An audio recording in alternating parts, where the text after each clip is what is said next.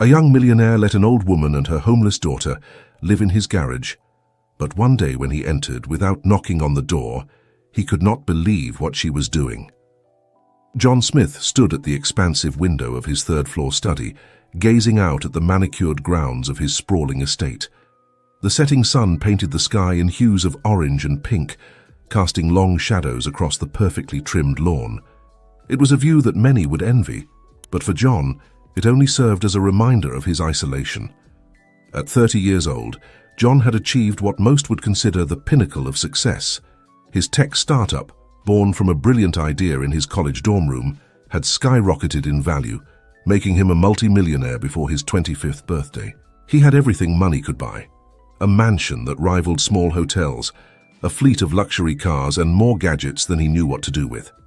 Yet, as he stood there in his tailor-made suit, he felt a gnawing emptiness that no amount of wealth seemed able to fill. John's phone buzzed in his pocket, breaking the silence. He pulled it out, expecting another business call or perhaps an invitation to some high-society event he'd rather avoid. Instead, it was a reminder. Visit Mom's grave, 5 years today. A lump formed in his throat as he remembered the day he'd lost his mother, Sarah. She had been his rock, his confidant, the one person who saw him as more than just a success story or a potential business connection. Her passing had left a void in his life that he hadn't been able to fill, despite his best efforts. With a heavy sigh, John pocketed his phone and made his way downstairs. The house was quiet, save for the faint hum of the air conditioning and the occasional beep from one of the many smart devices scattered throughout. As he passed the kitchen, Mrs. Rodriguez, his housekeeper, looked up from her task of preparing his dinner. "Going out, Mr. Smith?" she asked, a hint of concern in her voice. She had been with him since he bought the mansion and had become something of a surrogate mother figure, though John always maintained a polite distance. "Just for a walk," he replied with a forced smile. "I need some fresh air." "Mrs." Rodriguez nodded, her eyes reflecting a mix of understanding and worry. "Don't stay out too late. There's a chill in the air tonight." John thanked her and headed out the front door, eschewing his usual chauffeur-driven car for a solitary stroll. As he walked down the long driveway, he felt the weight of his loneliness pressing down on him. He had acquaintances, business partners, and employees, but no one he could truly call a friend. His wealth, once a source of excitement and possibility, now felt like a barrier between him and the rest of the world. Lost in thought, John barely noticed as he left the confines of his gated community and wandered into the less affluent neighborhoods nearby. The change in scenery was stark. Modest homes replaced mansions and well-worn cars lined the streets instead of luxury vehicles. As he walked, he found himself envying the sounds of family dinners and friendly gatherings drifting from open windows. It was then that he noticed her. Sitting on a bench near a small, unkempt park was an elderly woman. Her clothes were worn and mismatched, her grey hair unkempt beneath a faded floral scarf. Beside her sat a small cart filled with what appeared to be her worldly possessions.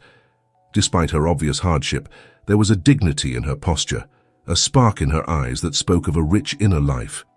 John found himself slowing as he approached, drawn by a mix of curiosity and an inexplicable sense of connection. As he drew closer, he saw that the woman was hunched over a tattered sketchbook, her gnarled hands moving with surprising grace as she drew. "Excuse me," John said softly, not wanting to startle her.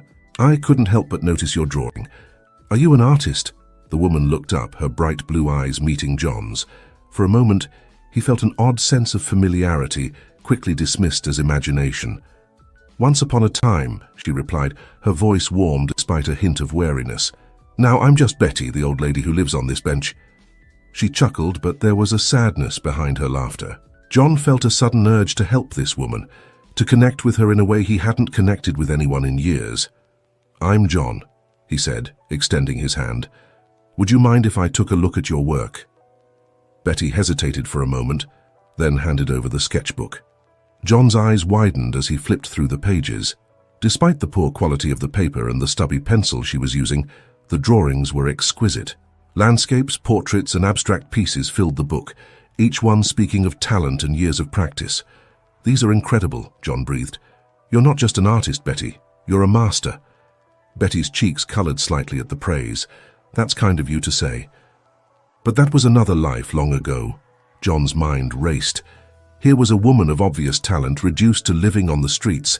Before he could second-guess himself, he heard himself saying, "Betty, I have a proposition for you. I have a large house with plenty of space, including a garage apartment that's currently empty. Would you consider staying there? In return, you could help with some light gardening or household tasks." Betty's eyes narrowed, suspicion replacing the warmth. "Why would you offer such a thing to a stranger? What's the catch?" John shook his head, realizing how his offer must sound. "No catch, I promise. I've been feeling very alone lately, and something about your art spoke to me. I'd like to help if you'll let me. And maybe we could be friends." The vulnerability in his voice seemed to reach Betty. Her expression softened and she studied John's face intently. After what felt like an eternity, she nodded slowly. "You're either the kindest soul I've met in years, or the world's worst conman," she said with a wry smile. "But something tells me you're genuine, and I won't pretend the idea of a roof over my head and a warm bed doesn't appeal. All right, John, I'll take you up on your offer, at least for now." Relief and excitement washed over John. For the first time in months, he felt a spark of hope, a sense that maybe, just maybe, his life was about to change for the better. As they gathered Betty's few possessions and began the walk back to John's mansion, neither of them could have predicted the journey they were about to embark on. A journey that would uncover long-buried secrets, rekindle forgotten passions, and ultimately reshape both their lives in ways they could never have imagined. The sun had fully set by the time they reached the gates of John's estate, the warm glow of the mansion's lights a beacon in the gathering darkness. As they walked up the driveway, John couldn't help but smile at the thought of Mrs. Rodriguez's reaction to their unexpected guest. Little did he know that Betty's arrival was just the beginning of a series of events that would challenge everything he thought he knew about himself, his past, and the true meaning of family. The following morning, John awoke to the unfamiliar sound of movement in his usually quiet mansion. For a moment he lay in bed, disoriented, before the events of the previous evening came rushing back. Betty, the elderly artist he'd invited to stay in his garage apartment. A smile tugged at his lips as he remembered the look of wonder on her face when they'd arrived at his home. As John made his way downstairs, he could hear hushed voices coming from the kitchen. He paused in the doorway, taking in the scene before him. Mrs. Rodriguez was busy at the stove, while Betty sat at the kitchen island, a steaming mug of coffee in her hands. The two women were chatting animatedly, their laughter filling the usually somber space with warmth. "Good morning," John said, stepping into the kitchen. Both women turned to look at him, and he was struck by how much more relaxed Betty appeared after just one night in a proper bed. "Good morning, Mr. Smith," Mrs. Rodriguez replied, a hint of amusement in her voice. "Your guest and I were just getting acquainted." Betty smiled at John, her blue eyes twinkling. "Your housekeeper has been kind enough to show me around and help me settle in. I hope you don't mind that I've invaded your kitchen." "Not at all," John assured her, pouring himself a cup of coffee. "I'm glad you're making yourself at home. How did you sleep?" "Like a baby," Betty admitted. It's been a long time since I've had such a comfortable bed. Thank you again for your kindness, John." As they sat down to breakfast together, John found himself more at ease than he had been in years. The conversation flowed naturally, with Betty regaling them with stories from her past as an artist in New York City. John was fascinated by her tales of the vibrant art scene of the 1970s and 80s, the passion in her voice evident as she described gallery openings and late-night discussions in smoky cafes. "Whatever happened to make you stop painting?" John asked, immediately regretting his question as a shadow passed over Betty's face. "Life happened," she said softly, her eyes distant.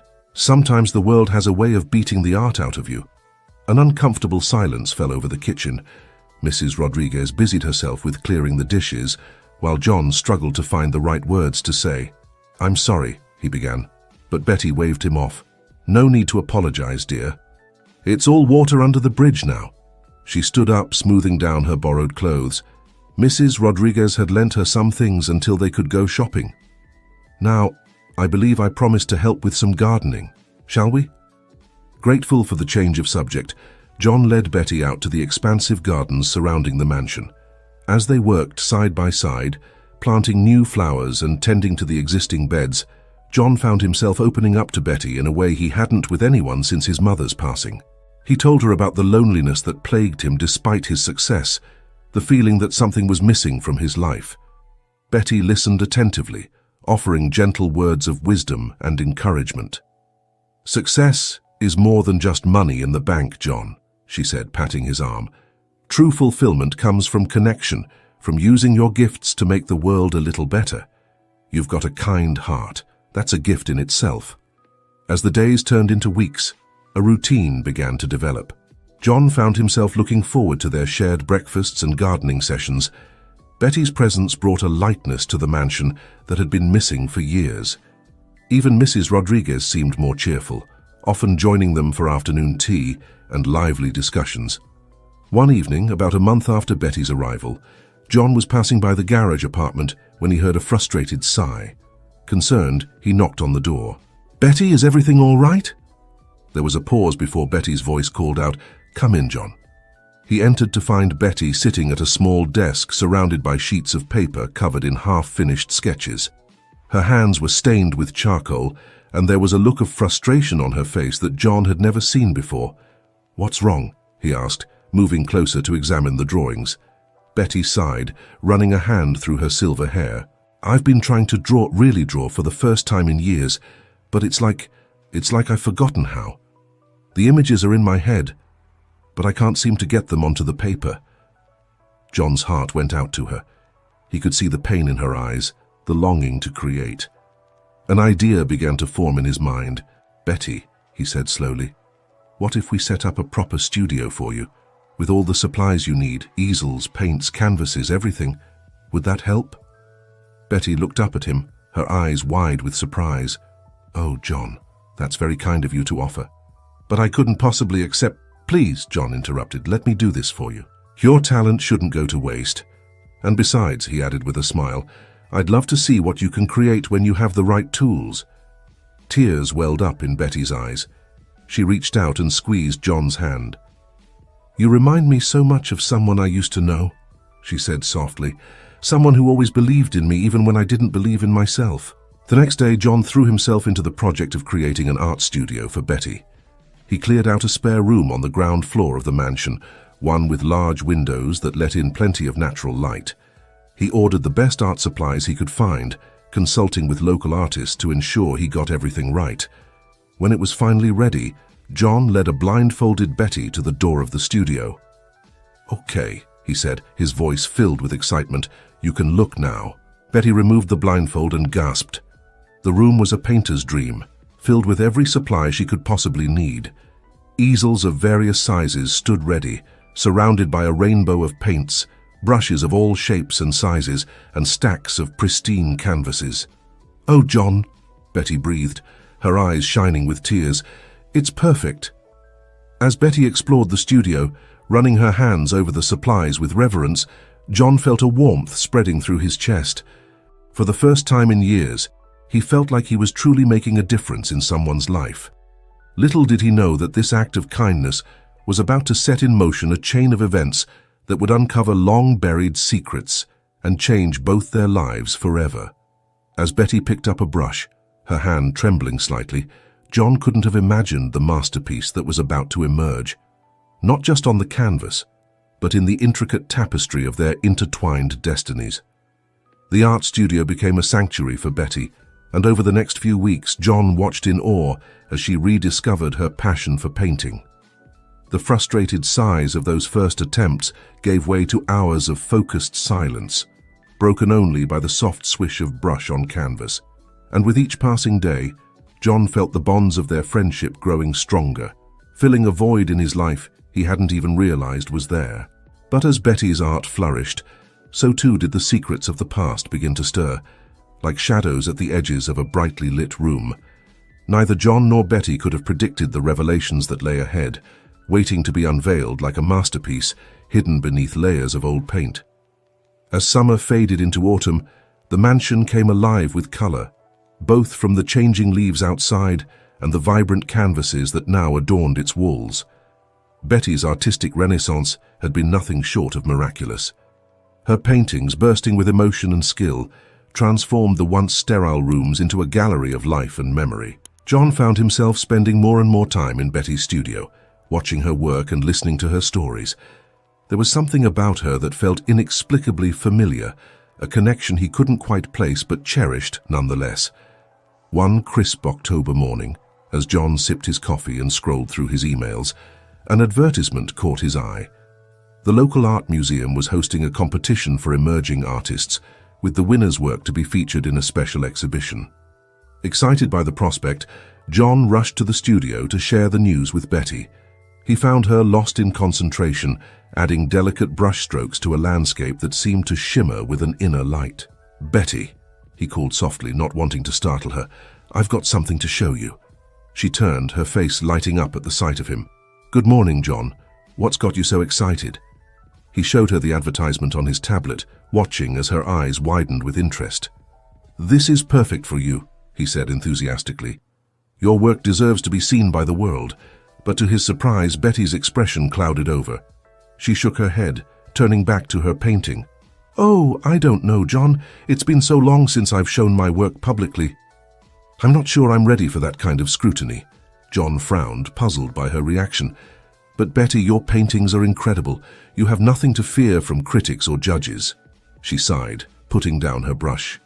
"It's not just about the art, John. There are some complications. Things from my past that I'd rather not stir up."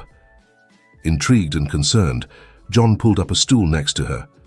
"What kind of complications?" "Betty, you can trust me. Whatever it is, I want to help." Betty was quiet for a long moment, her eyes fixed on the half-finished landscape before her. When she finally spoke, her voice was barely above a whisper. "Many years ago, I was involved with a man named Frank. He was an art collector, charming and sophisticated. I thought he loved me. But what he really loved was the potential profit in my work." John listened intently as Betty's story unfolded. She told him of how Frank had manipulated her, isolating her from friends and family, convincing her that he alone understood her talent. He had sold her paintings for exorbitant sums, pocketing most of the profits for himself. "But that wasn't the worst of it," Betty continued, her hands trembling slightly. "When I finally gathered the courage to leave him, he threatened me, said he'd ruin my reputation in the art world if I ever painted again." John felt a surge of anger on Betty's behalf. "That's terrible, Betty. But surely after all these years his threats don't still hold power?" Betty shook her head sadly. "You don't understand, John. Frank was well connected. He made good on his threats. My work was discredited. Galleries refused to show my paintings. I lost everything, my career, my home, even my daughter." "Your daughter?" John asked, surprised. This was the first time Betty had mentioned having a child. A look of profound sadness crossed Betty's face. "Yes, my Sarah. She was just a teenager when all this happened. With nowhere else to go, she went to live with my sister. I haven't seen her in over 2 decades. John's heart ached for Betty. He reached out, taking her paint-stained hand in his. "I'm so sorry you went through all that, Betty. But don't you see? This competition could be your chance to reclaim your place in the art world, to show Frank and everyone else that your talent can't be suppressed." Betty looked uncertain, but John could see a glimmer of hope in her eyes. "Do you really think so?" "I know so," John said firmly. "And I'll be with you every step of the way.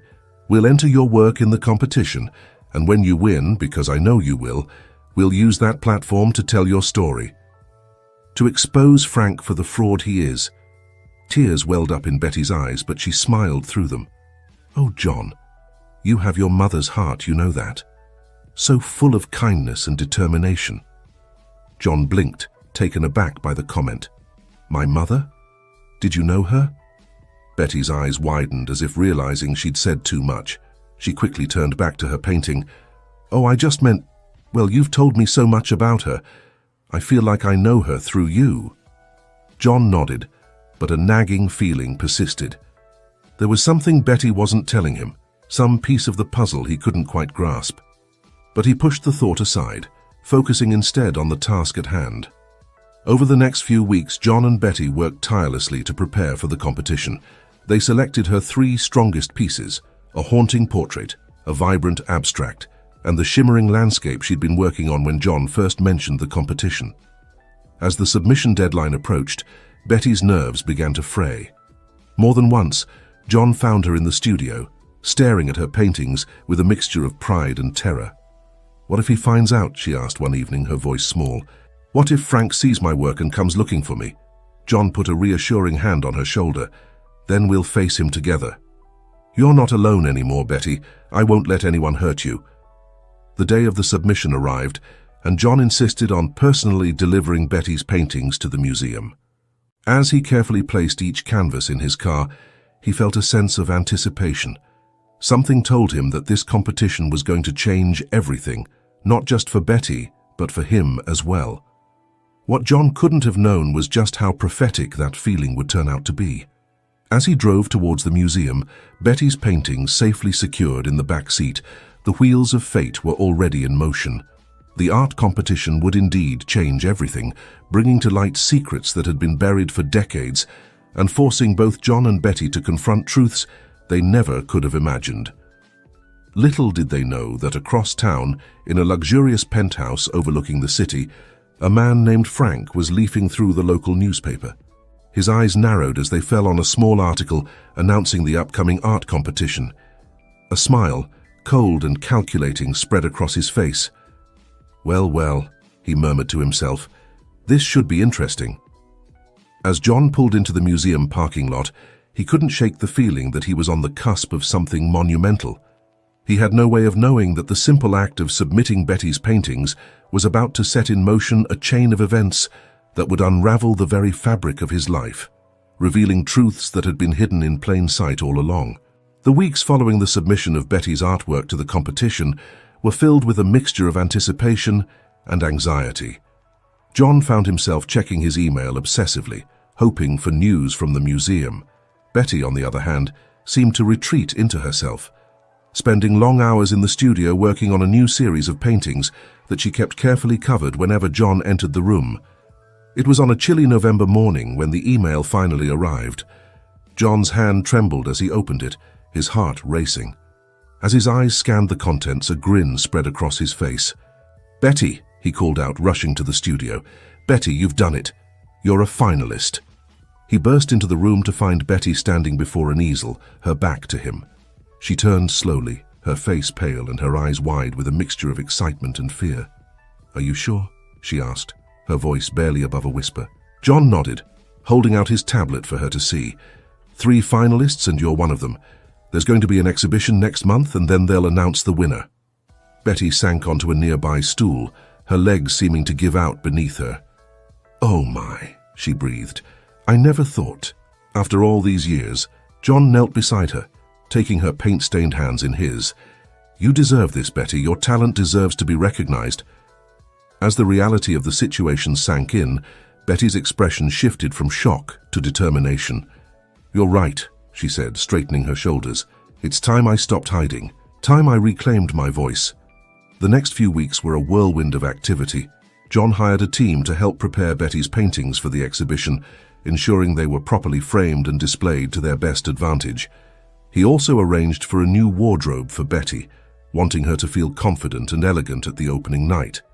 As the day of the exhibition drew near, John couldn't help but notice Betty's growing restlessness. He often found her staring off into space, a faraway look in her eyes. "Is everything all right?" he asked her one evening as they sat in the garden watching the sunset. Betty sighed, turning to face him. "John, there's something I need to tell you, something I should have told you a long time ago." But before she could continue, they were interrupted by Mrs. Rodriguez, who came hurrying out of the house with John's phone in her hand.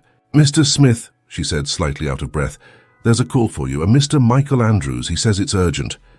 John frowned, not recognizing the name. He took the phone, excusing himself from Betty, who watched him with an unreadable expression.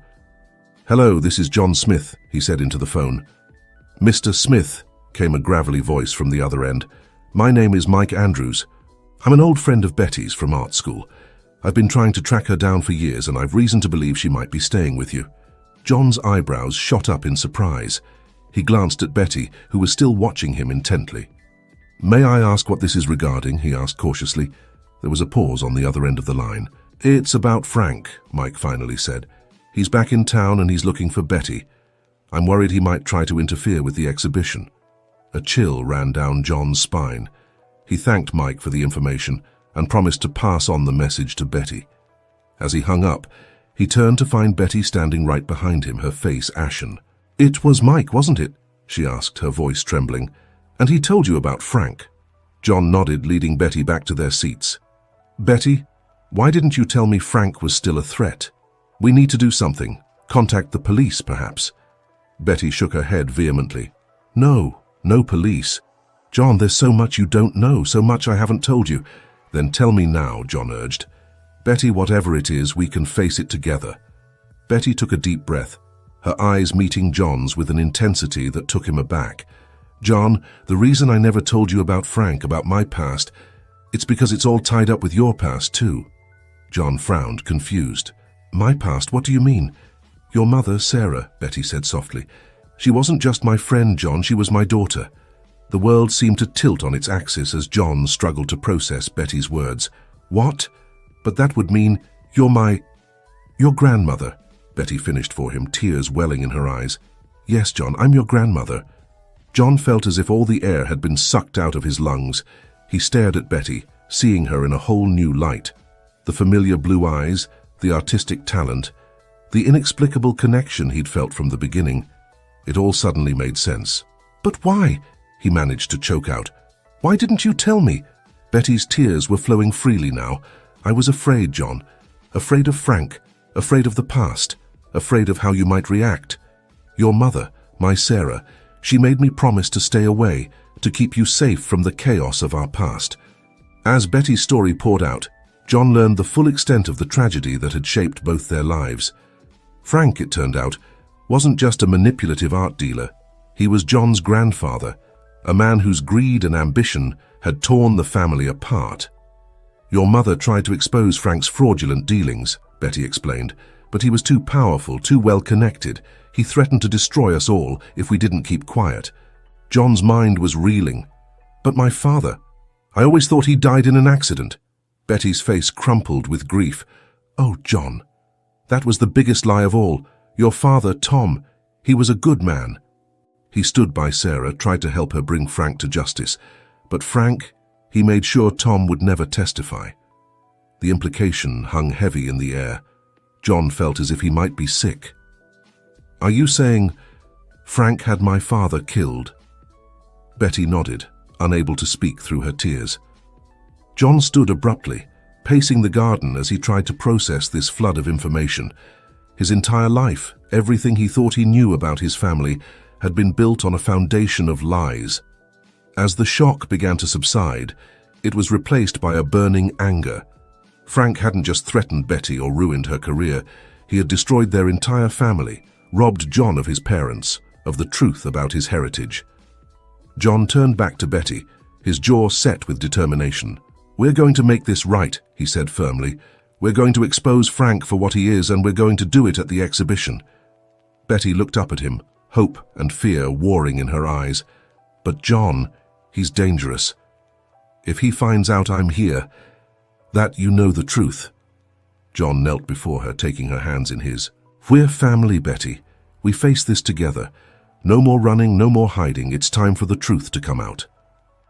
As they sat there in the fading light, grandmother and grandson finally united, neither could have predicted the storm that was about to break over their lives. The upcoming exhibition would be more than just a showcase of Betty's art. It would be the stage for a long overdue reckoning, a chance to right the wrongs of the past and reclaim the family that had been stolen from them.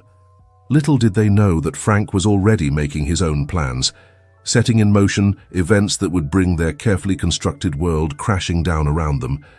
The final confrontation was approaching, and the stakes couldn't be higher. The night of the exhibition arrived, bringing with it a palpable tension that hung in the air like a storm about to break. The local art museum was abuzz with activity, its halls filled with the quiet murmur of anticipation as art enthusiasts, critics, and curious locals filtered in. John adjusted his tie nervously as he stood at the entrance, greeting guests and keeping a watchful eye out for any sign of Frank.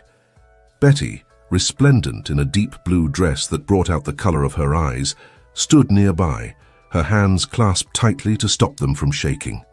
"Are you ready for this?" John asked softly, giving her arm a reassuring squeeze. Betty took a deep breath, squaring her shoulders. "As ready as I'll ever be," she replied, a mix of determination and fear in her voice. As they made their way into the main gallery, John couldn't help but feel a surge of pride. Betty's paintings, displayed prominently on the stark white walls, were drawing gasps of admiration from the attendees. Her vibrant use of color, the depth of emotion captured in each brushstroke, it was all there for the world to see and appreciate. "Mrs. Elizabeth Crowley," a voice called out, causing Betty to freeze in her tracks. They turned to see a man in his 60s approaching, a wide smile on his face. "I can't believe it's really you." "Mike," Betty breathed, her face lighting up with recognition. She embraced the man warmly. "Oh, it's so good to see you." John watched as Betty introduced him to Mike Andrews, her old friend from art school. Mike's eyes widened as he realized who John was. "My God," he said softly. "You're the spitting image of your father." Before John could respond, a hush fell over the crowd. He turned to see what had caused the sudden silence and felt his blood run cold. Walking through the entrance, looking every bit the distinguished art collector in his tailored suit, was Frank. John felt Betty's hand grip his arm tightly. "He's here," she whispered, fear evident in her voice. "It's okay," John reassured her, though his own heart was racing. "We knew this might happen. We're prepared." Frank made his way through the crowd, his eyes scanning the room until they landed on Betty. A cold smile spread across his face as he approached. "Elizabeth," he said, his voice smooth as silk. "Can't been far too long. I must say I was surprised to see your name among the finalists. I thought you'd given up painting years ago." Betty lifted her chin defiantly. "Hello, Frank. I'm afraid you were mistaken. I never gave up painting. I just stopped letting you profit from my talent." Frank's smile didn't waver, but John could see a dangerous glint in his eyes. Now, my dear. Let's not dredge up ancient history. I'm simply here to appreciate the art." "Is that so?" John interjected, stepping forward. "Or are you here to threaten and manipulate just like you've always done?" Frank's gaze shifted to John, a flicker of recognition passing over his face. "And who might you be, young man?" "John Smith," he replied, his voice steady despite the anger churning inside him. "But you might know me better as Sarah's son." "Your grandson." The color drained from Frank's face, his composure cracking for the first time. "That's impossible," he hissed. "Sarah would never—" "Never what?" John pressed. "Never tell me the truth about my family, about how you destroyed our lives, how you had my father killed." The surrounding crowd had gone deathly quiet, all eyes on the unfolding drama. Frank glanced around nervously, aware of the attention they were drawing. "I don't know what lies you've been told," he began, but John cut him off. "No more lies, Frank. It's time for the truth to come out." He turned to address the crowd. "Ladies and gentlemen, I have an announcement to make. The artist you know as Elizabeth Crowley is not just a talented painter. She is also a victim of years of manipulation and fraud perpetrated by this man, Frank Holloway." Murmurs rippled through the crowd as John continued, laying out the whole sordid tale. Frank's exploitation of Betty's talent, his threats and manipulation, the tragic fate of John's parents. With each revelation, Frank seemed to shrink, his carefully cultivated image crumbling before their eyes. "You can't prove any of this," Frank snarled, but his bravado was failing him. "Actually, we can." Mike stepped forward, producing a folder from his jacket. "I've spent years gathering evidence, Frank. Financial records, witness statements, even the police report from Tom's accident. It's all here." As Mike handed the folder to a stunned museum curator, chaos erupted in the gallery. Reporters who had come to cover the exhibition were suddenly scrambling for the story of a lifetime. Art critics who had praised Frank's eye for talent over the years looked on in horror as their own reputations were called into question. In the midst of it all, John felt a tug on his sleeve. He turned to find Betty, tears streaming down her face but a look of profound relief in her eyes. "It's over," she whispered. "After all these years, it's finally over." John pulled her into a tight embrace, feeling the weight of decades of secrets and fear lifting from both their shoulders. As they stood there, surrounded by the beautiful paintings that represented Betty's reclaimed voice, John knew that this was more than just the end of Frank's reign of manipulation. It was the beginning of a new chapter for both of them, a chance to be the family they should have been all along. But even as the truth came to light and justice seemed within reach, neither John nor Betty could have anticipated the final twist that fate had in store for them, a revelation that would test the bounds of their newfound relationship and force them to confront the true meaning of family and forgiveness. In the days following the exhibition, John and Betty found themselves at the center of a media storm. The story of Frank's fraud and the family's tragic history had captured the public's imagination, turning their private pain into a public spectacle. Despite the chaos, there was a sense of relief that permeated the mansion. The truth was finally out, and Frank was facing the consequences of his actions.